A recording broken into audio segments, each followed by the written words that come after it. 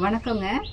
இப்போ பேச்சு வந்து குறைவா இருக்கக்கூடிய குழந்தைகள் தொடர்ந்து பேச தெரியல, ஒரு சில வார்த்தைகள் மட்டும் பேசுறாங்க. அம்மா, அப்பா, தண்ணி அப்படின்னு சிங்கிள் வேர்டா பேசுறாங்க. ஆனா அதை தொடர்ந்து பேச தெரியல அப்படின்னா நீங்க என்ன பண்ணணும்னா, அதுக்கு தொடர்புடைய பொருட்களை எல்லாம் வச்சு அந்த பேச்சை வந்து அதிகப்படுத்துறதுக்கான முயற்சியை வந்து 2ஆம் நிலையில நீங்க செய்யணும். ஃபார் எக்ஸாம்பிள் பாத்தீங்கன்னா, இப்ப நான் கையில ஒரு குரூப் ஆஃப் அனிமல்ஸ் வந்து வச்சிருக்கேன். இதெல்லாம் வந்து காட்டுல வசிக்கக்கூடிய விலங்குகள்.